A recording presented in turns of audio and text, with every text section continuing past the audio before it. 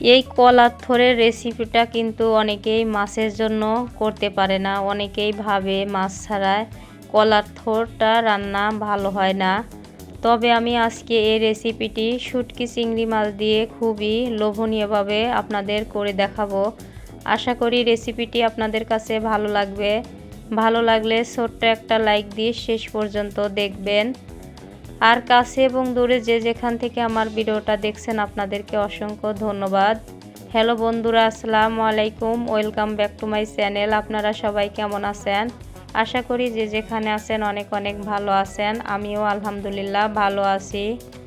এখানে দেখুন আমি গ্রাম থেকে 2টা কলার থোড় এনেছি।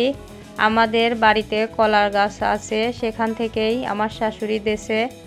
এটাই আমি আপনাদেরকে কেটে ধুয়ে পরিষ্কার করে রান্না করে দেখাবো। দেখুন এখানে আমি কলার থোড়টা সুন্দর করে এভাবে করে এড়াইয়ে যেগুলো দরকার সেগুলো আমি বের করে নেব। আর এই পরিষ্কার করাটা কিন্তু খুবই কষ্ট হয়, আর খেতে কিন্তু খুবই মজা লাগে এই কলার থোড়ের রেসিপিটা। এটা কিন্তু ভাজি করেও খাওয়া যায়, আর আমার মনে হয় ভাজি করার চাইতে মাছ দিয়ে কিংবা এভাবে চিংড়ি শুটকি মাছ বলেন, আবার তাজা চিংড়ি মাছ দিয়ে ঘুটা করলে কিন্তু খুবই লোভনীয় হয়। তবে এইভাবে করে আমি এড়ায় নিয়েছি। আর এখান থেকে দেখুন কিভাবে পরিষ্কার করতে হবে আর কি ফেলে দিতে হবে। এখানে মাঝখানে একটা শীষ আছে, সেটা কিন্তু শক্ত। এটা আপনি যদি সেদ্ধ করেন তাও কিন্তু এটা গলবে না, আমি এটাও করে দেখছি। আর এটার পরিষ্কার করা মানে এই যে ভিতরে যে একটা সাদা শীষ আছে শক্ত, এই শীষটা ফেলে দিয়ে কিন্তু আমি এভাবে করে সম্পূর্ণ কলার থোড়টা পরিষ্কার করে নেব।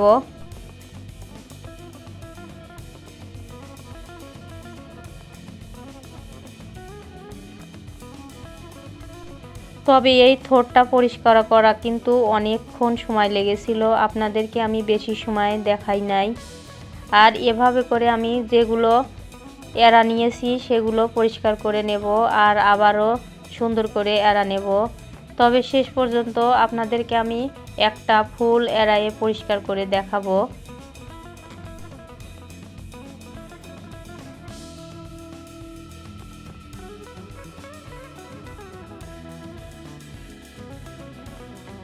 দেখুন আগে আমি যেগুলো এড়া নিয়েছিলাম সেগুলো পরিষ্কার করা হয়ে গেছে। এখন আবারও আমি বাদ বাকি যতটুকু আছে সম্পূর্ণ এভাবে করে এড়াইয়ে নেব। আর এড়াইয়ে নেওয়ার পরে এগুলোও পরিষ্কার করে নেব।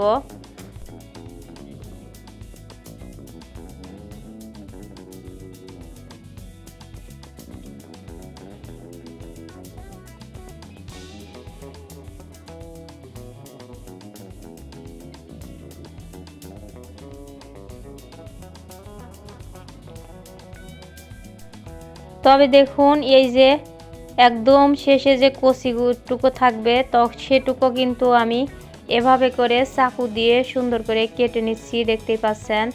অনেকেই কিন্তু এই থোড়টা পরিষ্কার করার জন্য খেতেও পারে না, তবে গ্রামের মানুষ বিশেষ করে এই থোড়টা পরিষ্কার করা রান্নাটা বেশি করে থাকে।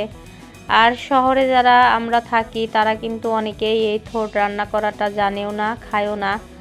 আমি কিন্তু কোনোদিনও এই থোড়টা রান্নাও করিও নাই, পরিষ্কার করি নাই, খাইও নাই। আমার শাশুড়ি রান্না করছে, খাইছি, পরিষ্কার করছে কিভাবে আমি তাও জানি না। আর আজকে আমি যে রান্নাটা করেছি সেটাও কিন্তু আমার শাশুড়ি থেকে ফোন করে জিজ্ঞাসা করে নিয়েছি কিভাবে রান্না করা লাগে, কিভাবে পরিষ্কার করা লাগে। দেখুন এভাবে করে আমি 2টা থোড়ই কিন্তু পরিষ্কার করে কেটে নিয়েছি। এখন আমি এই যে একটা প্লেট নিয়ে নিয়েছি, প্লেটে উঠিয়ে নেব। তারপর এটা কিন্তু সুন্দর করে কয়েকবার করে ধোয়া দিয়ে পরিষ্কার করে নিতে হবে।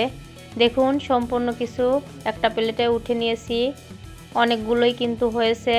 আর পরিষ্কারটাও কিন্তু খুব সুন্দর করে করে নিয়েছি।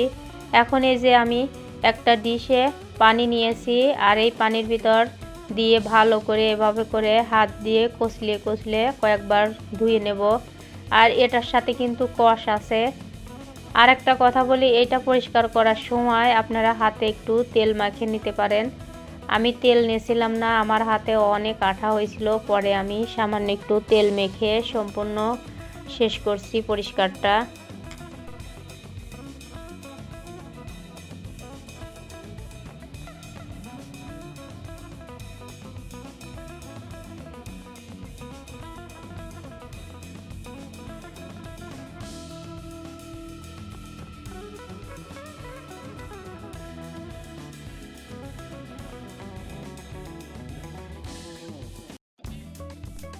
এখানে পরিষ্কার করে ধুয়ে নেওয়া হয়ে গেছে, দেখতে পাচ্ছেন। আর আমার রেসিপিটি যদি আপনাদের কাছে এতটুকু ভালো লেগে থাকে অবশ্যই লাইক, কমেন্ট, শেয়ার আর সাবস্ক্রাইব করে পাশে থেকে যেতে পারেন। আর এটা কিন্তু সুন্দর করে ভাপ দিয়ে নেব। এখানে আমি একটা কড়াই নিয়ে নিয়েছি, আর এই কড়াইয়ের ভিতর দিয়ে আর এর সাথে কিন্তু পেঁয়াজ দিয়ে দেব, রসুন দিয়ে দেব, আর হচ্ছে কাঁচামরিচ। আর এটা কিন্তু কাঁচামরিচ দিয়ে রান্না করলে ভালো লাগে।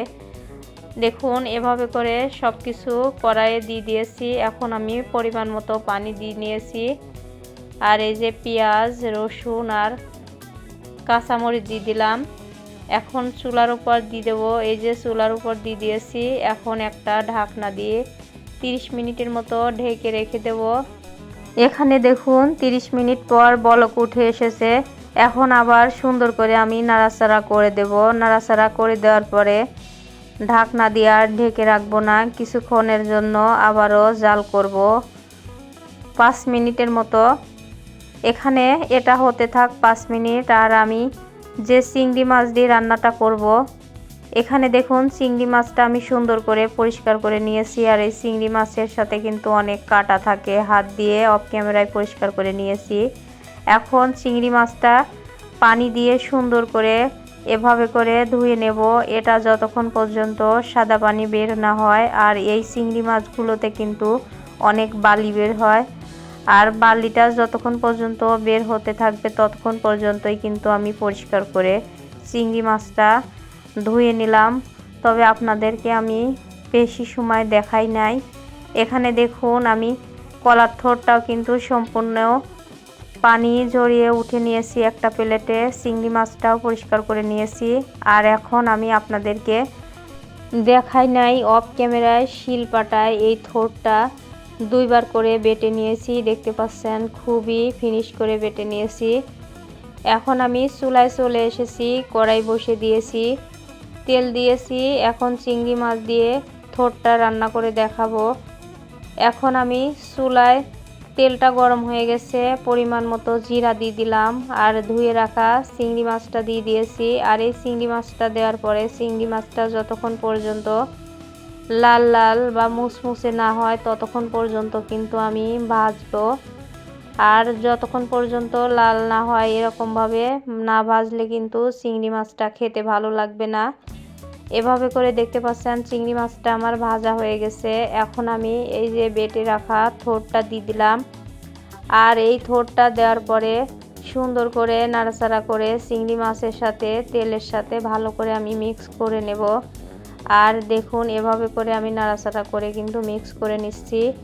আর এটা পরিষ্কার ধোয়া এগুলোই কিন্তু কষ্ট, রান্না করাটা কিন্তু খুবই সহজ। এখন আমি পরিমাণ মতো লবণ দিয়ে দিলাম পরিমাণ মতো হলুদের গুঁড়া। আর এটা কিন্তু এইভাবে নর্মালভাবে রান্নাটা করলে ভালো লাগে, শুধুমাত্র চিংড়ি মাছটা দিয়ে আর শুধু লবণ আর হলুদ দিয়ে আর জিরা দিয়ে রান্নাটা শেষ করলাম। কিন্তু এখন আমি শেষে দিয়ে দেবো একটু ময়দা। আমি যাই কিছুই গুটি না কেন ময়দা দেই, ময়দা দিলে কিন্তু গোটাটা একটু আঠালো হয়, খেতেও ভালো লাগে। আর এখানে আপনারা ময়দাটা নাও দিতে পারেন, ময়দা না দিলে কিন্তু খেতে আঠালো হবে না, ভালো লাগবে না। ময়দাটা দেওয়ার পরে আবারও সুন্দর করে ময়দাটা যতক্ষণ পর্যন্ত ভালোভাবে মিক্স না হবে ততক্ষণ পর্যন্ত এভাবে করে নাড়াচাড়া করে ভালো করে মিক্স করে নিতে হবে। দেখুন এভাবে করে সুন্দর মতো কিন্তু মিক্স করা হয়ে গেছে। এখন এ পর্যায়ে রান্নাটা কিন্তু হয়ে গেছে। আপনাদেরকে আমি কিছুক্ষণের মধ্যে নামিয়ে দেখাবো কত সুন্দর রান্নাটা হয়ে গেল। এই যে রান্নাটা হয়ে গেছে আমি নামিয়ে নিয়েছি।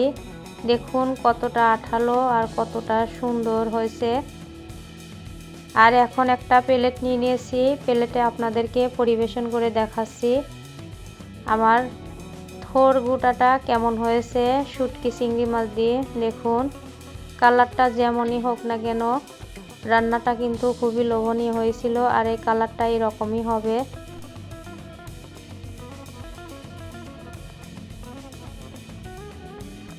আর আমার রেসিপিটি আজকের মতো এখানেই শেষ করছি। অন্য কোনো নতুন কোনো রেসিপি নিয়ে আপনাদের মাঝে দেখা হবে। ততক্ষণে সবাই ভালো থাকবেন, সুস্থ থাকবেন। আল্লাহ হাফেজ। আসসালামু আলাইকুম।